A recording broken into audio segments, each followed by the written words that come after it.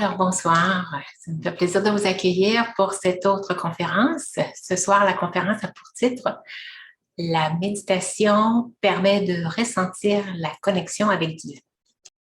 Alors, je ne sais pas si vous avez posé la question, est-ce que c'est la seule façon de entrer en connexion avec Dieu par la méditation? Alors, je vais un petit peu vous préciser par rapport à ça. Pourquoi il faut passer par la méditation? En fait, quand je parle de la méditation, c'est beaucoup plus dans un sens assez général.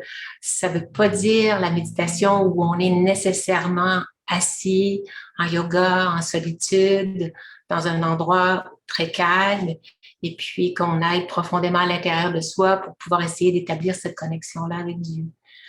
Non, c'est plutôt dans un sens beaucoup plus large qui est de se connecter avec le soi intérieur. En fait, ce qu'il faut comprendre, c'est que Dieu n'est pas un être corporel. Il est immatériel. Il n'y a pas de corps qui lui appartienne. Pour pouvoir entrer en communication avec quelqu'un qui n'a pas de corps, c'est pas la même façon qu'on entre en contact avec une personne qui, lui, est dans le monde corporel, qui a un corps physique. Vous savez que pour entrer en contact avec une personne, ici, dans le monde corporel, on entre en contact par l'intermédiaire de nos sens physiques, que ce soit par le regard. Juste des fois, regarder une personne, le contact se fait par les yeux, on est en connexion. Si la personne me regarde avec un regard plutôt sévère, fâché, plutôt réprobateur, eh bien, je vais tout de suite sentir cette connexion-là d'un mauvais sentiment. Ou bien au contraire, si elle me regarde avec un beau sourire, avec des yeux pétillants, ben ouais, je vais sentir l'amour qui va passer entre nous deux. On communique par le regard, on peut communiquer aussi par l'ouïe. Si on se parle au téléphone, on est en connexion, on réussit à échanger des paroles ensemble, on entre en communication avec la personne. On peut même aussi entrer en communication avec le toucher. Si on se promène dans la rue, on est dans la noirceur, puis que la personne nous tient par la main parce qu'on a peur, bien, c'est une connexion aussi. Alors, voyez-vous, quand on fait partie du monde corporel, on est habitué d'entrer en contact avec les gens par les sens physiques. Mais Dieu, lui, n'a pas de corps. Alors, comment on va faire pour entrer en communication avec lui? Il va falloir utiliser un autre moyen. Il va falloir aller à l'intérieur de soi et prendre conscience de nos pensées, puis communiquer avec lui par la pensée. En fait, c'est faire de la télépathie. Parce que c'est un être qui pense comme moi. Moi, je suis un être pensant et Dieu aussi. On nous a appris que nous sommes des âmes et Dieu est une âme. Alors, les deux âmes peuvent communiquer ensemble. Et comme lui n'a pas de sens, la façon dont moi, je vais pouvoir entrer en communication avec lui, bien, c'est juste par le pouvoir de la pensée.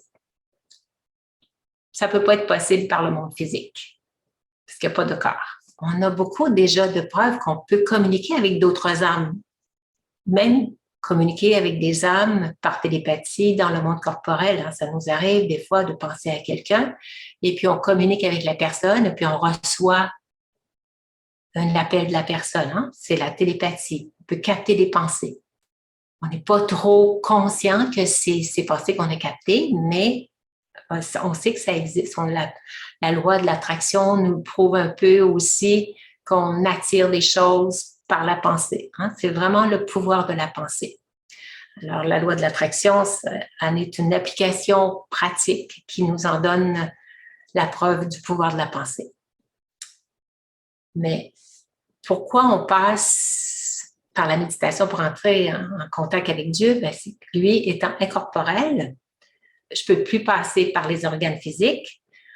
Alors, ce moyen de communication qui ne passe pas par la matière, c'est uniquement pour pouvoir entrer en contact avec lui, pour que ce soit possible, on va utiliser la télépathie. La première chose qui est importante, la première condition à tenir compte, c'est que si je veux entrer en contact avec quelqu'un, il faut que j'accepte l'idée que Dieu existe. Si si tout de suite je refuse ce concept-là que Dieu existe, bien non, je n'arriverai pas à communiquer avec lui parce que tout de suite, je vais avoir ce blocage-là dans ma tête. C'est comme quelqu'un qui essaie d'appliquer la loi d'attraction puis qui ne croit pas que ça va y arriver, ben ça ne marche pas non plus. Alors, il faut, au départ, avoir cette ouverture d'esprit comme de quoi que Dieu existe. Mais il n'y a rien qui nous le prouve. Certaines personnes vont dire, oui, mais comment tu fais pour me prouver que Dieu existe? Pour ça, il y a déjà beaucoup de personnes qui croient que Dieu existe. Il y en a même plusieurs qui ont rapporté des expériences avec Dieu. On pense aux saints comme Sainte Thérèse de Lisieux ou à Saint François d'Assise ou le frère André. Il y a bien des gens, Mère Thérèse, il y a bien des gens qui ont établi cette connexion-là avec Dieu. Parce que dans leur cœur, ils étaient ouverts à cette idée-là, qu'ils communiquaient avec Dieu, que Dieu existait. C'est une première condition. Et aussi, je peux me fier déjà à cette option-là, même si ce n'est pas une assurance complète, juste le fait d'ouvrir mon intellect à cette perspective-là de possibilité que Dieu existe, c'est déjà un gros point pour vous. Il faut commencer par ça. C'est la première condition. S'ouvrir à cette idée-là. Parce que des fois, certaines personnes ont complètement fermé cette option-là quand les autres rapportent qu'ils ont des expériences, que c'est Dieu qui leur parle, ou ben donc que c'est Dieu qui leur insuffle des idées. Ben, il y en a qui disent ben, c'est des fabulations de ton propre esprit. C'est leur choix. Les autres, ils ont fermé la porte. Ça leur appartient. C'est pas tout le monde qui s'ouvre à cette idée-là. Il faut respecter ça aussi. Moi, si je me fie à mon expérience quand je suis arrivée au Raja Yoga, eh bien, je ne m'attendais pas à ce qu'on me présente Dieu. Je n'allais pas là du tout dans ce but-là. J'allais apprendre à méditer. C'était vraiment l'objectif, c'était de découvrir une forme de méditation. C'était populaire. On m'avait dit que beaucoup de gens expérimentaient un bien-être intérieur, plus de calme, qu'ils pouvaient ressentir un état de relaxation.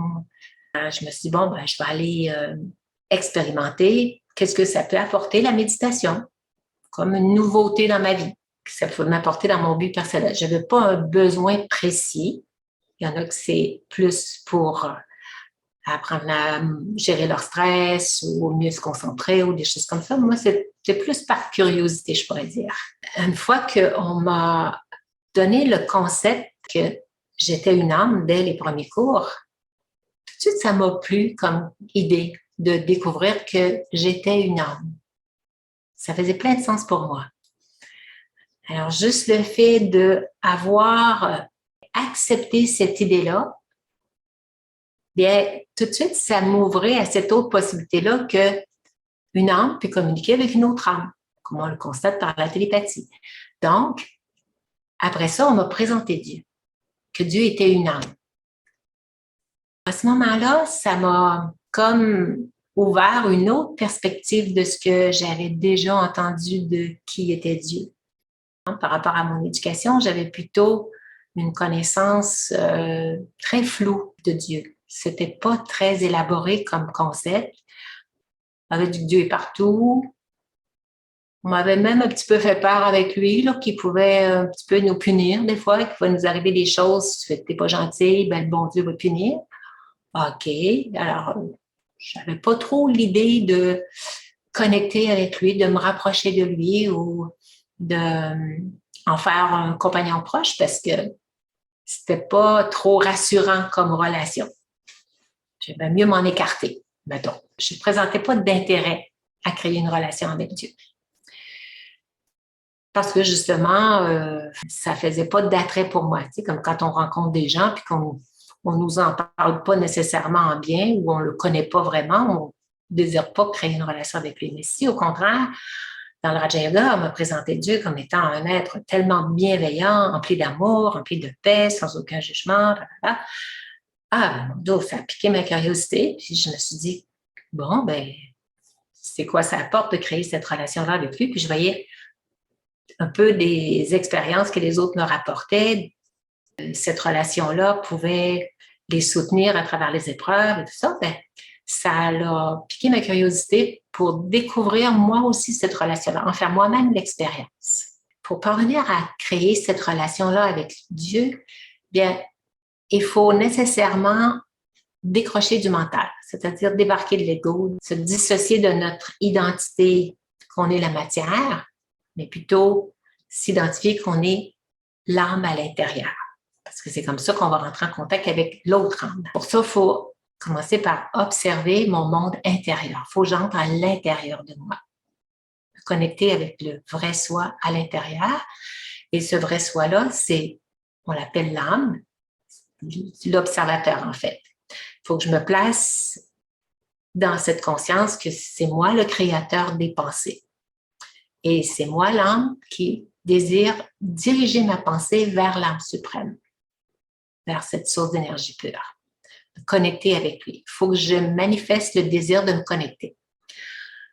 Et puis, une fois que j'ai opté pour la première condition que peut-être qu'il existe, parce qu'il y en a qui semblent expérimenter, je me suis ouverte à cette idée-là. Deuxième option, maintenant, est-ce que je peux ressentir la connexion avec lui? Est-ce que c'est possible de la ressentir? Au départ, il m'apparaissait si inatteignable. Il était en haut pas mal. Mais après ça, on m'a montré à être beaucoup plus familière avec lui. Un peu comme si, mettons, vous allez à une soirée et puis il y a beaucoup de monde et puis on vous présente une personne et puis la personne se montre très chaleureuse, très souriante, avenante, elle écoute.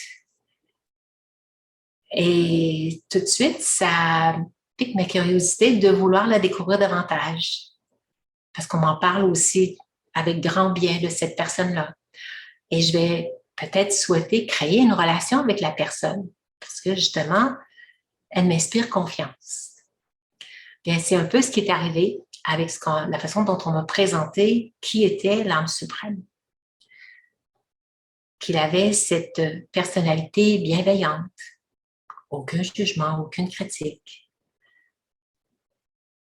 Quand on découvre qu'une personne peut être de cette nature, oui, on peut souhaiter s'en rapprocher, vouloir créer une relation avec la personne. Le troisième niveau, si, mettons, je désire créer une relation, le troisième niveau, c'est à mon premier contact, quand on m'a présenté qui était l'âme suprême, ben, si déjà je désire établir une relation, c'est au moment où la première fois où je médite, je ne sens pas vraiment la connexion, mettons, mais j'entre quand même dans le processus de me connecter par la pensée. Puis que même si je n'ai pas ressenti, il y a toutes sortes de gens. Il y a des fois, il y a plusieurs types de personnalités. Il y en a que dès qu'on va leur présenter l'âme suprême, cette connexion-là, ils vont s'asseoir en yoga, puis pouf, la connexion se fait, ils sentent la relation, ils sont ouverts. Puis d'autres, ça ne marche pas comme ça. Ça ne marche pas aussi bien. On s'aperçoit dans une classe, quand on donne des cours, on les fait méditer, on leur présente Dieu, et puis il y a une petite minorité de gens, puis tout de suite, pouf, ça marche. Ça connecte, ils sentent la paix, ils sentent l'amour, ils sont ouverts. Alors, pourquoi certaines personnes, ça fonctionne, puis d'autres personnes, ça ne fonctionne pas tout de suite? Alors, j'ai réfléchi là-dessus. Puis, à force de donner les cours, j'ai fini par voir aussi que les personnes pour qui ça marche facilement, je me suis aperçue qu'il y avait comme 3 types de personnalités. Je pourrais les classer dans ces 3 types-là. Il y a les émotifs, il y a les intuitifs et il y a les craintifs. Alors, je vais vous partager mon écran. Les émotifs, eux, pourquoi ça fonctionne bien? Ils ont le cœur grand ouvert. Fait qu'eux autres vont expérimenter facilement la communication avec Dieu. Les intuitifs, eux autres, ils se fient à leur senti intérieur, alors ils vont persévérer dans leur tentative de connexion avec Dieu. Puis les craintifs, eux autres, ils mettent quelques temps avant de ressentir la connexion avec Dieu, car ils doivent bien connaître la personne avant de s'ouvrir, avant d'ouvrir leur cœur. Alors, c'est pour ça que des fois, certaines personnes, ça va fonctionner tout de suite. D'autres, ça va finir assez vite par venir, mais pas tout de suite les premières fois. Et d'autres, ben, ça leur prend un certain temps. Je vais expliquer les trois.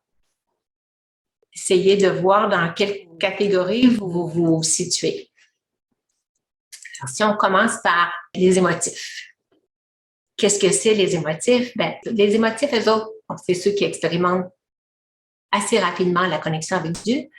Pourquoi? Parce que eux, tous les capteurs sont ouverts.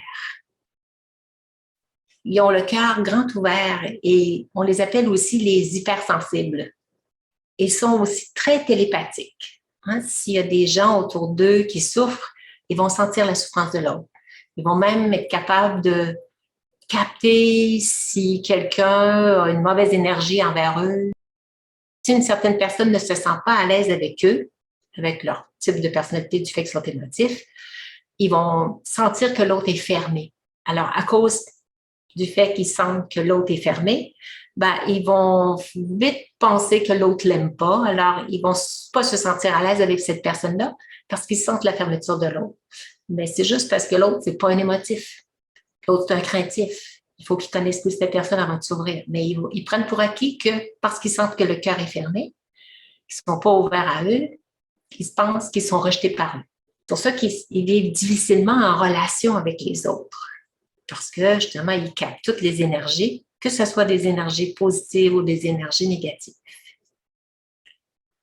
Comme ils captent tout, ils peuvent être très contents d'avoir quelqu'un avec qui ils se sentent en confiance. Ceux-là, ils vont s'ouvrir. Mais dès qu'ils ne se sentiront pas naturellement, spontanément, qu'ils se sentent en confiance, ils ne seront pas à l'aise de les fréquenter. Comme ils captent tout, ils captent les souffrances des autres, ils ne se sentent pas à l'aise, ils ne se sentent pas bien dans leur cœur, ils préfèrent aussi éviter les relations. Par contre, lorsqu'ils découvrent Dieu, lorsqu'ils découvrent cet être bienveillant qui existe, là, ils ont comme une possibilité de retrouver une forme de consolation, une forme de bien-être intérieur. Le problème, c'est que quand ils se sentent pas bien, ils ont tendance à retourner vers leur méthode habituelle pour fuir devant le mal-être qu'ils ressentent. Soit se divertir par des jeux, soit se divertir par la télé ou la drogue ou l'alcool. Ils ont toutes sortes de moyens pour moins ressentir leurs sentiments. Mais si un jour ils découvrent la méditation, bien, ils vont pouvoir y retrouver une forme de réconfort et en même temps une stabilité à se détacher des situations extérieures, détacher de ces émotions-là qu'ils ressentent, réaliser que ça ne leur appartient pas. C'est plus des fabulations de leur propre esprit de penser que l'autre ne m'aime pas parce qu'ils captent la fermeture de l'autre. Et comme ils captent la fermeture du cœur de l'autre, c'est là où ils interprètent qu'ils ne sont pas tout de suite acceptés par la personne. Alors voilà pour les émotifs. S'ils ont ce réflexe maintenant de recourir à la méditation pour réconforter leur cœur, eh bien, ils vont y trouver vraiment une ressource extraordinaire. Et ça va être, wow, une découverte pour eux. Et ils vont beaucoup, beaucoup apprécier la méditation. Même si leur corps tombe malade, ils vont se réfugier auprès de Dieu, ils vont partager leur vécu avec lui. Alors, quand j'utilise Dieu au masculin, en fait, c'est parce qu'on dit un Dieu et non pas une Dieu. Là. Parce que dans notre langue, on a le masculin et le féminin, mais comme Dieu est sans corps, il n'y a pas de forme corporelle, ni masculin ni féminin. Considérez-le vraiment comme un être qui n'a pas de sexe, qui n'est pas ni homme ni femme. Alors, je vais l'utiliser avec le masculin parce qu'on dit un Dieu, mais je pourrais l'utiliser au féminin comme l'âme suprême en disant une âme. C'est juste pour la langue française. Nous, on a le masculin et le féminin, mais dans d'autres langues, comme dans le hindi, ils n'ont pas le masculin et le féminin. Le masculin et le féminin se distinguent par des voyelles qui rajoutent à la fin. Maintenant, si on passe aux intuitifs, comment ils sont les intuitifs? Les intuitifs, eux autres, ils se fient à leur senti intérieur. Non? Parce que l'esprit cartésien va leur dire qu'il y en a beaucoup qui ne croient pas en Dieu, qui ne pensent pas que Dieu existe. C'est un petit peu invraisemblable, c'est peu plausible de pouvoir entrer en communication avec Dieu. Tellement de gens connus, on parle à la télé, ou des personnes célèbres qui ne croient pas en Dieu, puis qui osent l'afficher. Bon, si on se fie à ce que certaines personnes pensent, ben leur mental voit que certaines personnes pensent que non, d'autres personnes pensent que oui. Alors eux, qu'est-ce qu'ils vont faire, les intuitifs? Ils vont se fier à leur senti intérieur. Dans cette catégorie-là, il y en a qui vont oser ouvrir l'idée que tout à coup, que ça peut être vrai. Alors, ils vont l'explorer, mais ça va prendre un certain temps parce qu'ils sont prudents. Ils ne veulent pas se faire piéger par leurs propres émotions et ils veulent rester observateurs aussi. Tout à coup, c'est mon propre esprit qui me fait jouer des tours, que je pense que je suis en contact puis je ne le suis pas. Alors, ils vont rester observateurs et, je dirais, objectifs. Ils sont plutôt en même temps lucides de ce qui se passe par rapport à leur senti. Ils ne se fieront pas tout de suite. Wow, j'ai eu une connexion. Jusqu'au temps qu'il y a une preuve évidente, là, que là, leur mental ne peut pas leur faire croire que ça peut être juste son propre mental qui lui a répondu, qui n'a pas vraiment eu la connexion. Alors, je pourrais vous raconter après, plus loin, ma propre expérience qui, à un moment donné, j'ai vraiment été étonnée de la réponse, que là, après ça, j'ai pu douter de cette connexion-là. Moi, j'étais du genre intuitif. Je ne voulais pas tout de suite me faire croire que j'ai la connexion puis que oui, c'est possible de connecter. Il fallait vraiment que j'ai une preuve, je dirais, que mon mental soit d'accord avec mon senti, que les deux soient d'accord. L'intuitif, lui, il va oser sortir des sentiers battus, hein, parce que c'est plus facile de ne pas s'aventurer dans cette avenue-là, parce qu'il y en a beaucoup qui n'y croient pas. Il s'offre à cette idée-là de oser aller vérifier par lui-même. C'est ça l'intuitif, il se fie à son senti. Son senti lui dit, tu devrais peut-être vérifier avant de dire non. Allez t'en assurer. Essaie-le pendant quelques temps, puis tu verras. Si jamais ça ne connecte pas, ben, tu diras non, c'est pas pour moi. Lui, il reste ouvert, l'intuitif. Il se fait son sentier, puis il veut l'explorer. Et on passe maintenant aux craintifs. Les craintifs, eux, ils fonctionnent un peu comme ils fonctionnent dans le monde corporel. Hein, si ils vont à un endroit et voient une personne, spontanément, ils ne s'ouvriront pas tout de suite à la personne. De tout de suite se dévoiler. Si l'autre personne se dévoile un peu, de tout de suite afficher qui elle est, qu'est-ce qu'elle fait, comment elle se sent, etc. Elle va plutôt observer de l'extérieur avant d'entrer en contact avec les gens pour vraiment, je dirais, jauger la personne. Quel type de personne que c'est? Est-ce que je peux lui faire confiance? Est-ce que c'est quelqu'un de fiable? Est-ce que c'est quelqu'un d'honnête? Est-ce que c'est quelqu'un de respectueux? Est-ce que c'est quelqu'un de colérique? Ah, ils vont essayer de connaître davantage la personne avant. Et après, une fois que la confiance sera établie, ils vont être prêts à ouvrir leur cœur et à se dévoiler et à établir une relation avec la personne. Fait que là, si on regarde par rapport à la présentation qu'on peut leur faire de Dieu, on leur a mentionné que c'était un être bienveillant, un être de paix, un océan d'amour. Oui, OK. Ils veulent bien l'expérimenter. Ça pourrait les aider à ressentir davantage ce bien-être intérieur, de contentement, de joie de vivre, de sentir un compagnon, ne plus jamais sentir la solitude. Alors, ça pourrait avoir certains avantages si jamais j'arrivais à créer cette relation-là. Mais ils vont prendre un certain temps avant de pouvoir l'expérimenter. S'ils persévèrent, s'ils s'ouvrent à cette option-là, bien, ils vont finir par, à un moment donné, ressentir un état de bien-être et puis même avoir des petits clins d'œil de Dieu ici et là. À un moment donné, à force de s'accumuler avec tous les petits clins d'œil ici et là, il va y avoir trop de synchronicité, je dirais, qu'à un moment donné, ils vont finir par opter pour cette probabilité qu'ils ont la connexion.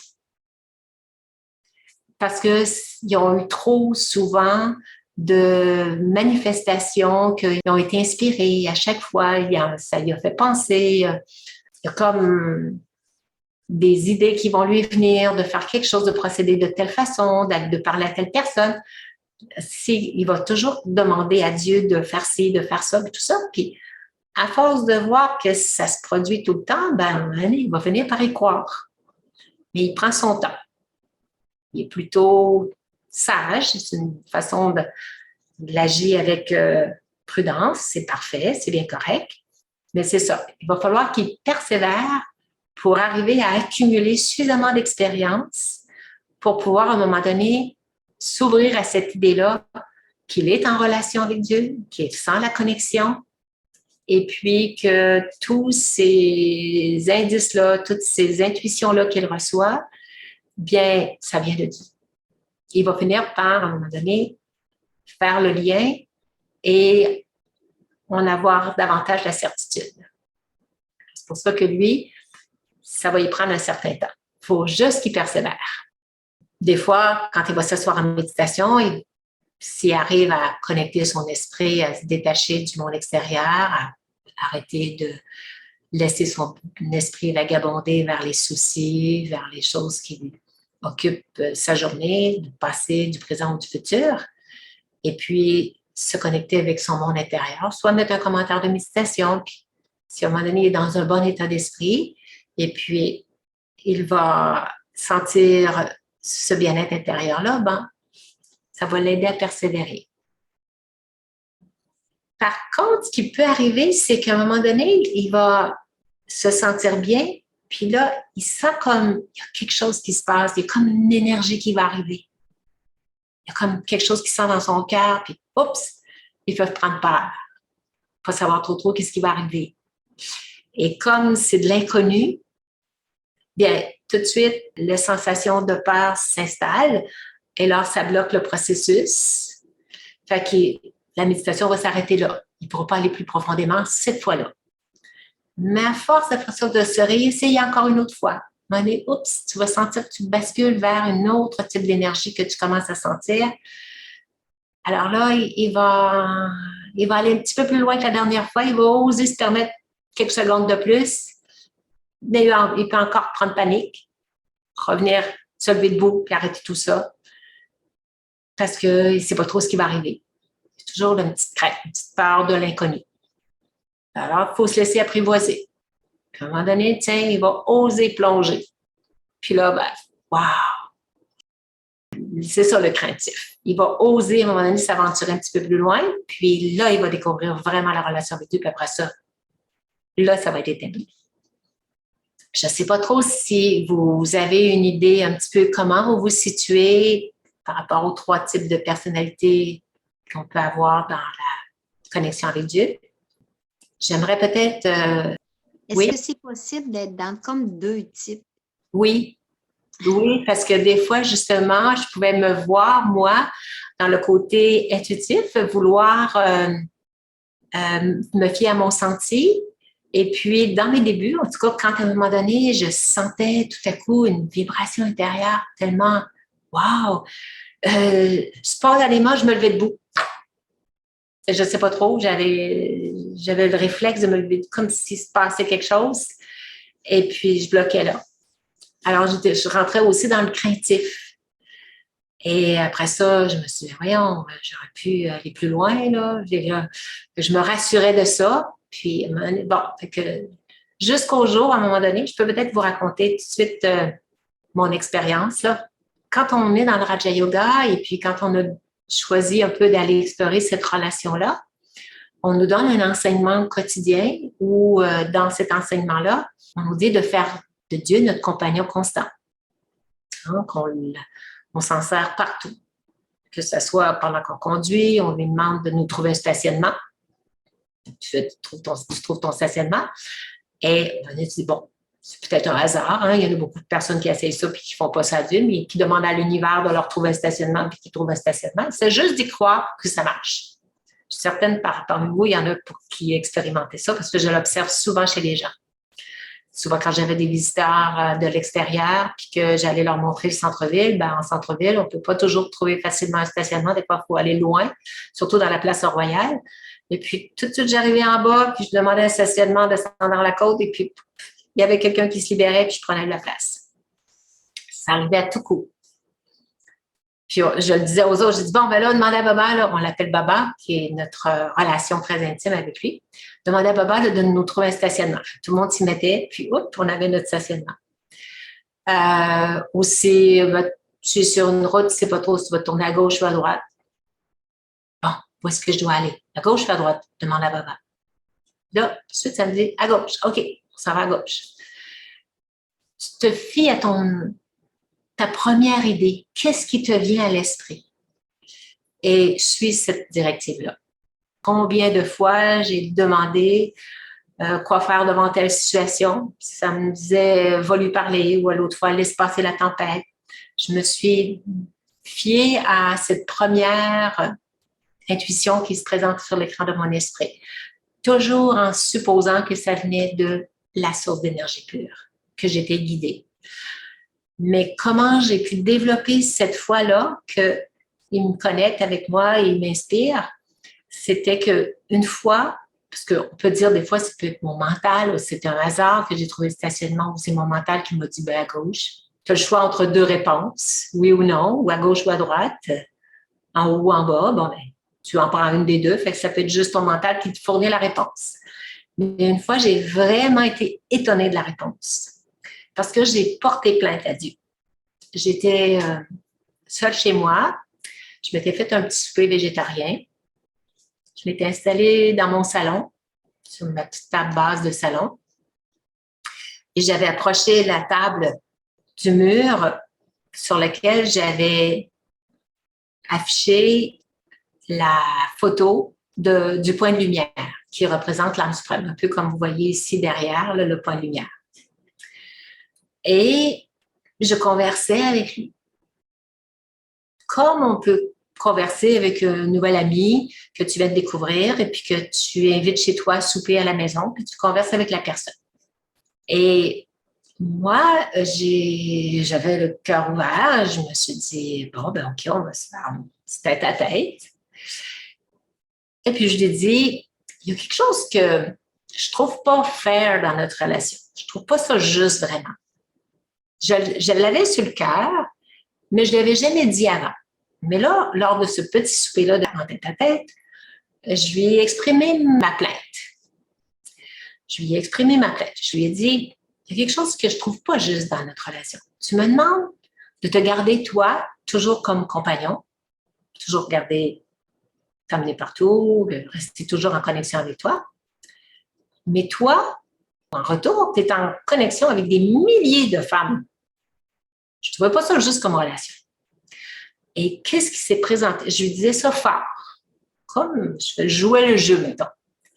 Et ce qui se présente sur l'écran de mon esprit, c'est, et ça je m'en rappellerai toujours, ça fait 33 ans de ça, et ça se disait exactement dans ces mots-là, je ne les ai jamais oubliés. Ça disait, oui, mais moi, je suis dans une dimension illimitée. Et là, j'ai réfléchi. J'ai eu quelques secondes de silence. J'ai observé le sens de tout ça. Oui, mais moi, je suis dans une dimension illimitée. C'est vrai. Moi, Nicole, dans la forme corporelle, je suis dans une dimension limitée. Je ne peux pas être avec 10 personnes à la fois, communiquer avec 10 personnes à la fois. Fait que je prive une autre personne si je fréquente 10 personnes puis que je ne peux pas être avec une telle pendant que je suis avec l'autre. D'accord. C'est vrai que moi, dans ma position de forme corporelle, je suis dans un monde limité. L'âme suprême est dans une dimension illimitée. Il n'y a pas de corps. pas matériel.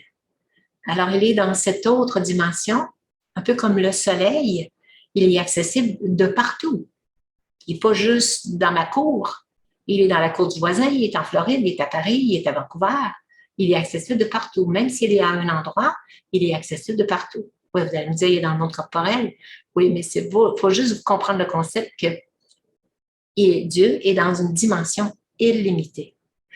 Et quand j'ai observé ça, que lui étant dans une dimension illimitée, moi dans une dimension limitée, ça ne me privait pas de sa présence, de n'importe quand, hein, de jour, de nuit, 365 jours par année, que je suis pas bien, que je suis de bonne humeur ou que je suis malade ou tout ça.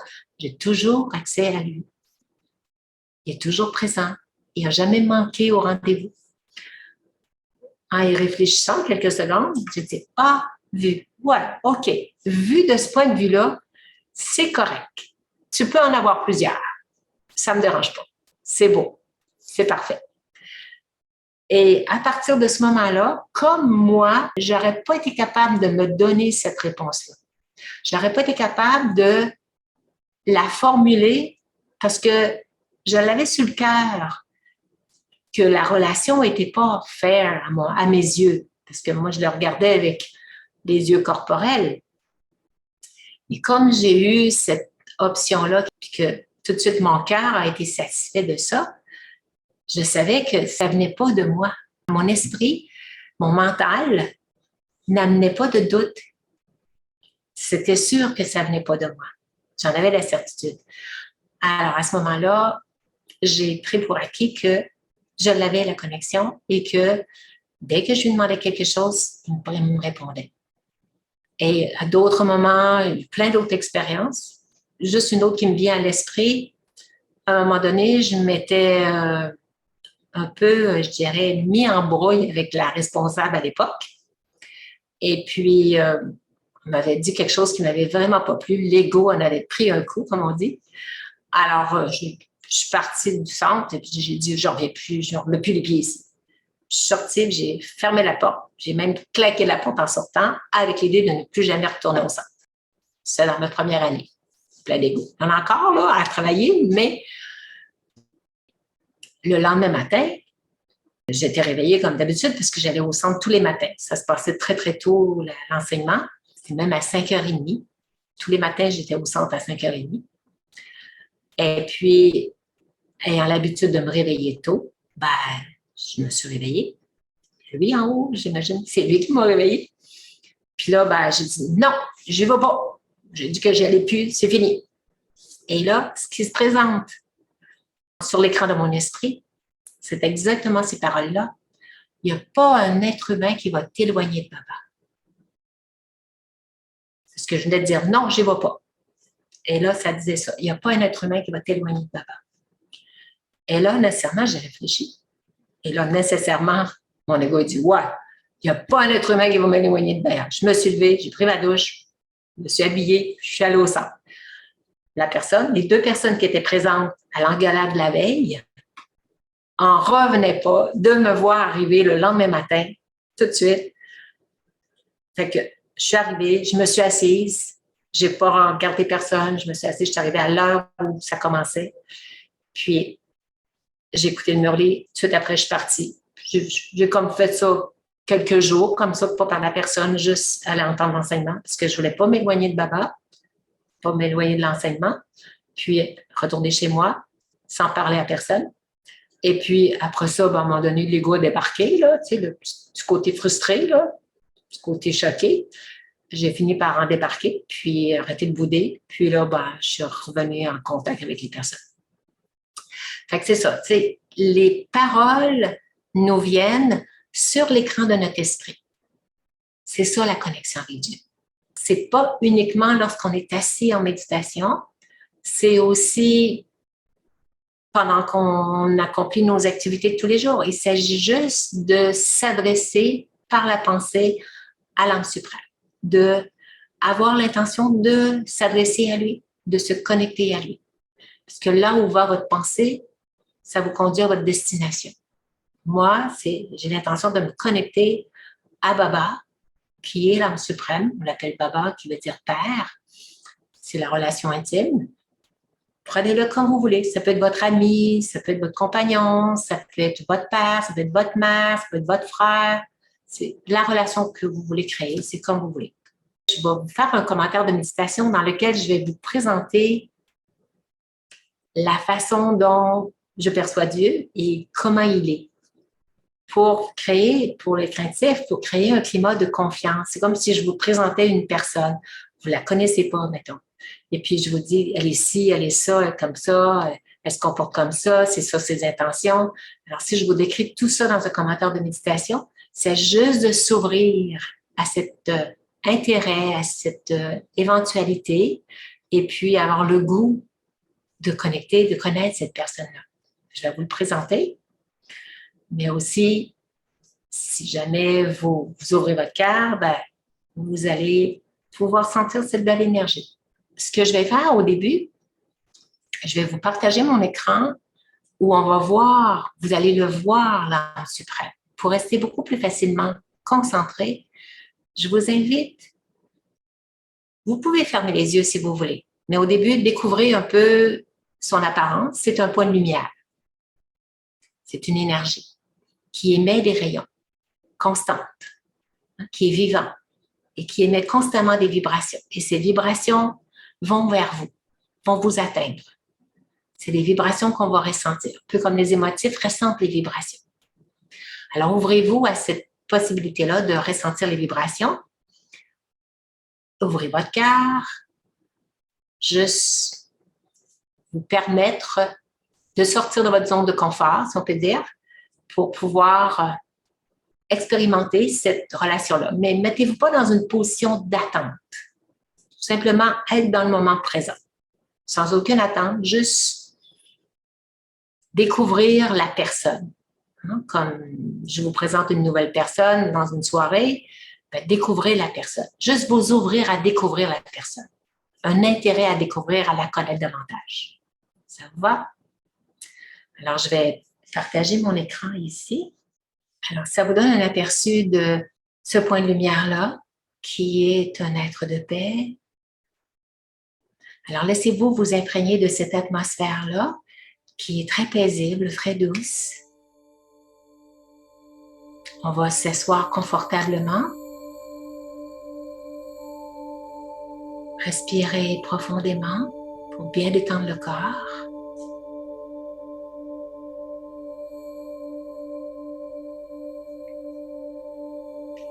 Vérifiez s'il y a des tensions au niveau du corps. Et maintenant que le corps est bien détendu, parce que l'âme a le contrôle sur le corps, l'âme est en mesure de relâcher tous les muscles du corps. C'est l'âme qui est le maître du corps.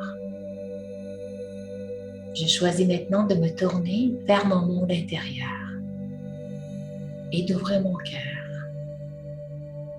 pour découvrir cette belle personne qui est Dieu. Comment je me situe par rapport à Dieu? Je suis son enfant, il est mon Père. Je suis l'enfant de Dieu. Et Dieu est le plus élevé de tous, le plus doux de tous. Il est celui qui est toujours pur, celui qui est toujours empli de tous les pouvoirs, celui qui est bienveillant, toujours aimant, illimité, constant. Il est complètement désintéressé, il n'attend rien de moi. Il est sans ego, complètement altruiste. Est-ce que mon cœur désire entrer en connexion, en relation avec cet être si merveilleux?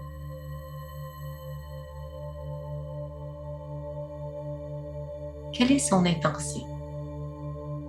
Il est celui qui a comme objectif de libérer le monde de la tristesse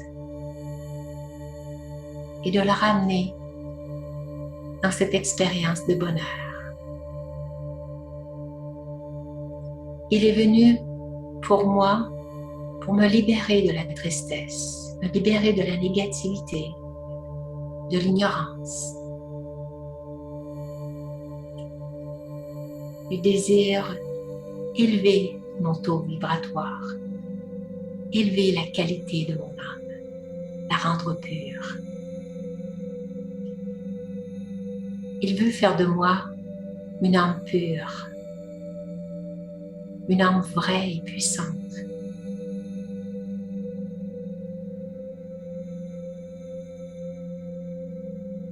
Il veut me rendre comme lui, faire de moi une âme bienveillante et sage, complète à qui rien ne manque, et par le fait même devenir parfaite, avec plus aucun défaut, et me rendre semblable à lui.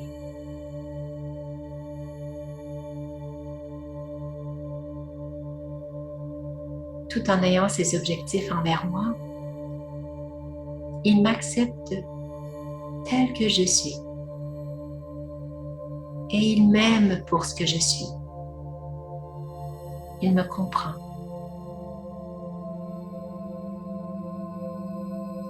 Il m'aide à rectifier ce qui est de travers. Son amour est réel, inconditionnel. Il n'attend rien de moi. Il souhaite le meilleur pour moi, mais n'attend rien de moi. Il me laisse complètement libre. Et son amour est constant. Qu'importe ce que je fais, ce que j'ai pu faire dans le passé ou ce que je vais faire plus tard. Même si je fais encore des erreurs, même si parfois je prends la mauvaise direction, il ne me juge pas.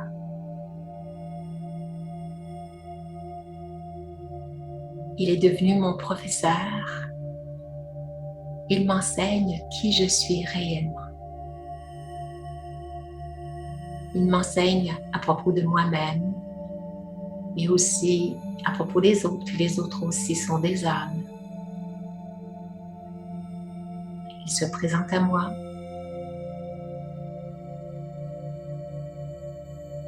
Il me montre comment expérimenter le bonheur,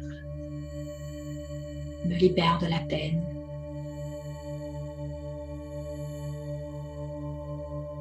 Il m'enseigne comment être vrai, comment m'aimer et m'accepter tel que je suis, et à accepter les autres tels qu'ils sont aussi. Et aussi, en plus, à accepter tout ce qui arrive dans ma vie, tous les obstacles qui se présentent. Il m'amène à les accepter tels qu'ils se présentent. À les voir d'une certaine façon pour plus facilement les accepter. Un peu comme si c'était des tests à passer et non pas des épreuves que Dieu m'envoie. Non, il n'a rien à voir là-dedans. Il est là pour m'appuyer, pour me seconder. Il est devenu mon monde.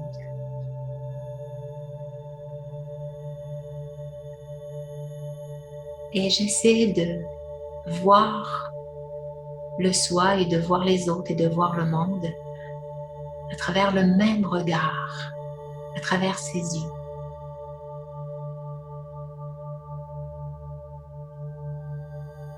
Et à travers ses yeux, je suis en mesure de voir le soi, de voir ma beauté intérieure, de voir ma vraie nature, que je suis comme lui, un être de paix, un être d'amour. Je suis dans le cœur de Dieu. Je m'y sens en sécurité, protégée. Je suis nourrie par son amour. Il occupe toute la place dans mon cœur. Et j'ai même un droit sur Dieu. Il est à moi et je suis à lui. Et ses trésors sont illimités. Il m'offre toutes les vertus et tous les pouvoirs et toute sa connaissance. Et tout cela, c'est d'une valeur inestimable. Juste le fait de me donner son amour sans aucune attente, inconditionnellement. Il a en lui tous les pouvoirs et toutes les vertus.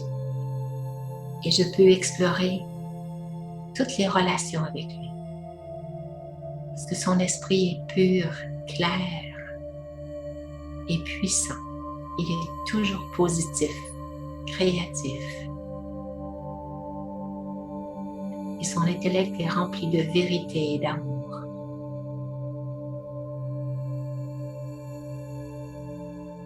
Sa sagesse et ses conseils, lorsque j'ose m'adresser à lui, me sont d'un grand secours. Il s'agit que je pense à lui demander, à recourir à son aide. Il est en mesure de voir mon passé, mon présent et mon futur, mais n'en tient pas compte. Il n'a aucun jugement envers moi. Dieu, en plus d'être mon père et mon professeur, il est aussi devenu mon guide. Il me guide vers la vraie liberté. Pour passer à travers cette jungle de fausseté et de déception. Il me fait passer de la tristesse au bonheur, de l'esprit agité à la paix, du déni à l'acceptation, des limitations à l'illimité, de l'égoïsme à l'altruisme, d'arrêter de penser juste à moi, mais aussi de partager avec les autres. Dieu est devenu mon aide de façon pratique. Il m'aide à distinguer ce qui est vrai de ce qui est faux. Il m'aide à restaurer ma nature originelle, ma beauté intérieure, ma bienveillance. Il m'aide à rayonner de ma lumière, à élever mon taux vibratoire en me réidentifiant à cette belle et grande âme que je suis. Il m'aide à éliminer toutes mes faiblesses que j'ai accumulées pendant tant de vies, toutes ces mauvaises habitudes, à m'en départir.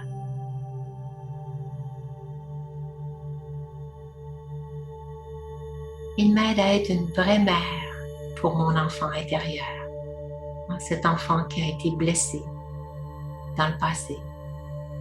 Il m'aide à le réconforter, à lui apporter mon soutien, à accepter tout ce qui s'est passé. Et aussi à mettre fin à mes fausses croyances, à ouvrir mon cœur grand et à lui faire confiance et à faire confiance à la vie. Je suis confiante que tout ce qui va arriver dans ma vie sera pour le meilleur. Je suis la création de Dieu. Je suis liée par son amour et sa sagesse. Il me rend semblable à lui. Fait de moi un être bienveillant et sage. Et je choisis de rester sous son dais de protection, empli de son amour.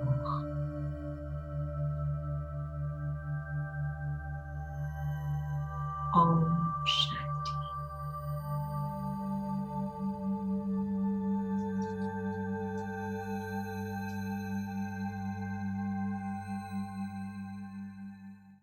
Alors voilà, j'espère que juste le fait de découvrir comment est Dieu, qui est Dieu, c'est quoi sa personnalité, c'est quoi son intention, comment on peut s'en servir, tout ce qui peut nous aider dans tout ce que j'ai pu décrire.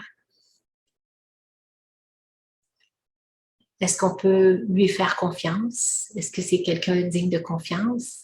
Je pense que notre cœur, c'est facile de répondre oui. Notre senti intérieur, notre intuition nous dit oui, je pense que c'est quelqu'un à qui on peut faire confiance. C'était vraiment apaisant. J'ai demandé à Dieu s'il voulait être mon compagnon. Wow, bravo! Ben moi, j'en ai fait mon compagnon. On va se le partager. C'est ça, il est dans une dimension illimitée. Il faut lui faire des demandes. C'est pas des demandes par rapport à notre forme matérielle, de nous donner la loterie ou un gros compte en banque ou guérir des maladies. Il ne s'occupe pas de la matière. Il va nous aider à passer à travers la maladie. Ça, on peut lui demander. Il va nous aider à garder courage, garder espoir, changer nos émotions parce que souvent la maladie, c'est un état émotif qui est perturbé et puis qui se manifeste dans le corps. Le corps nous donne des signes qui est de travers. Alors, on peut lui demander de nous guider par rapport à ça. On peut lui demander aussi de nous aider à mieux le connaître, qu'il se manifeste à vous. Vous pouvez lui demander. Moi, je lui adressais des questions, je lui apportais des plaintes. Je me souviens, une fois, j'étais dans un parc, puis je méditais. Je me promenais dans un parc, puis j'étais à Vancouver à ce moment-là, puis c'était un grand terrain vague au milieu. Il n'y avait pas d'arbres, puis les arbres étaient tout le tour du terrain. C'est un grand parc. C'était comme un carré. Et puis, comme il faisait très soleil, il faisait très chaud, c'était l'été, je me promenais en dessous des arbres. Et encore une fois, c'était dans mes premières années, puis j'étais encore en plainte avec lui.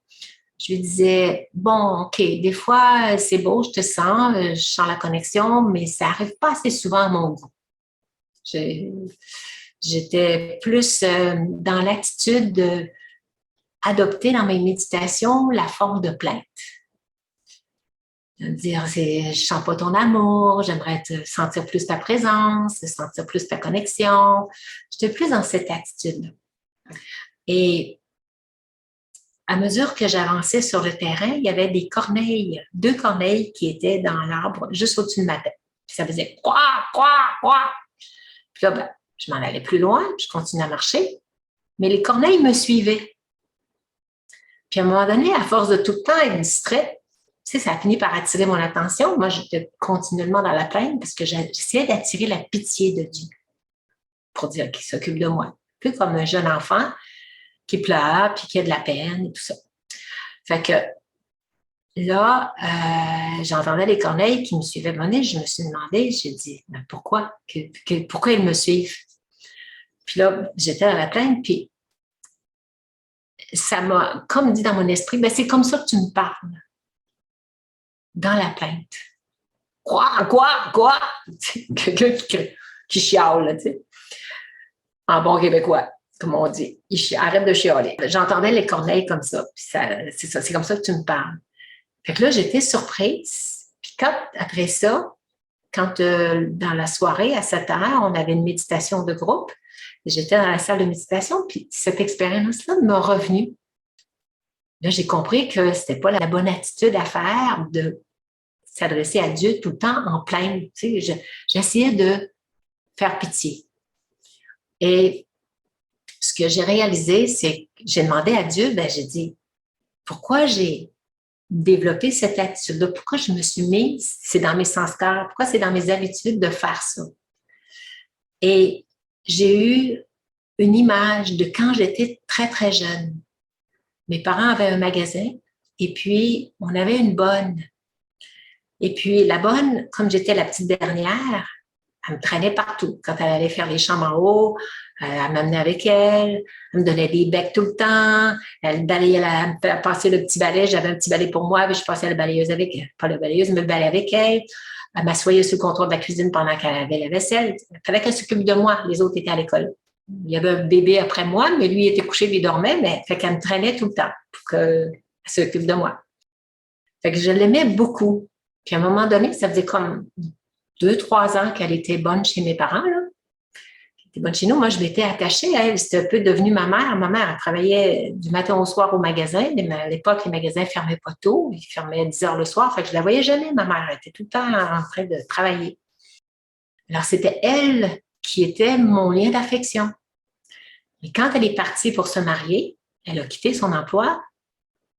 Ben moi, j'ai perdu ma mère, là. J'ai perdu un être qui m'accordait tellement d'amour et d'attention que je pleurais tout le temps. Puis là, ben, comme je pleurais tout le temps, je réclamais Ginette, Ginette, je veux Ginette. Puis là, ben, les autres me consolaient. Ils me prenaient, ils savaient pourquoi je pleurais. Ils savaient que je m'étais attachée à elle et puis que je voulais qu'elle revienne. Puis là, ben non, elle est partie. Puis c'était une nouvelle bonne qui était là. Fait que toutes mes sœurs qui étaient plus âgées que moi, puis mes parents aussi, il y avait quelqu'un d'autre qui s'occupait de moi pareil. Mes parents, ma mère, elle s'occupait de moi aussi, là. Fait que, ils me consolaient. Fait que là, j'ai vu que quand je pleurais, puis que je me plaignais, que je demandais, je réclamais de l'amour, j'en obtenais.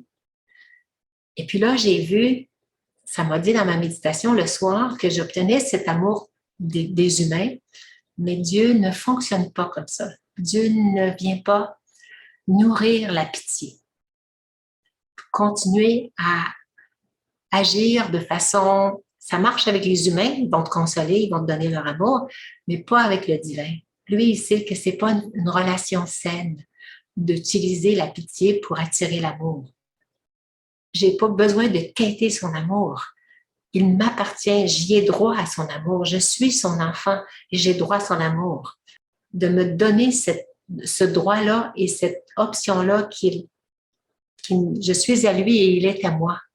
Alors, c'est là que je l'ai compris. Puis, à partir de ce moment-là, quand j'ai réalisé ça, j'ai complètement cessé d'avoir cette attitude-là de quêter, de faire pitié. Et là, je me suis mise à utiliser la gratitude, que j'étais en sa compagnie, puis que j'appréciais sa présence. Et puis, après ça, j'ai connecté. Alors, plein d'expériences comme ça. Il y en a plein d'autres, là. C'est comme lui, probablement, qui m'inspire à vous donner ces exemples-là pour vous dire, oui, c'est possible. Demandez l'aide. Invitez Dieu à vous parler. Il est disponible, il est accessible. C'est à vous d'établir le contact. Il va toujours vous laisser le libre arbitre. Vous ne serez pas obligé de suivre les directives. Il va vous donner les instructions, il va vous guider, il va vous inspirer à faire telle chose plutôt que telle autre. Si tu t'apprêtes, moi, je lui ai demandé de tout le temps pour faire quelque chose de pas correct, de m'avertir, de me le signaler. Je reçois l'information. Je reçois, tu devrais plutôt faire ça. Arrêtez de manger du sucre, arrêtez de faire ci, arrêtez de faire ça. Je leur demande, je lui demande plein de conseils. Alors, pour créer une relation avec une autre personne, aussi, il faut y consacrer du temps. Si vous voulez vraiment établir une relation avec lui, réservez du temps pour pouvoir vous asseoir avec lui aussi. C'est pas juste de lui demander de vous aider tout le temps dans l'action, mais de vous asseoir, puis d'entrer, d'ouvrir votre cœur et de vous mettre dans la gratitude, de le remercier pour tout ce soutien-là qu'il vous apporte. Hein, si quelqu'un vient constamment vous aider puis que vous ne le remerciez jamais, ben, c'est pas tout à fait une belle façon d'entretenir une belle relation avec quelqu'un. Demandez-vous où et à quel moment cette semaine vous allez intentionnellement prendre du temps avec Dieu.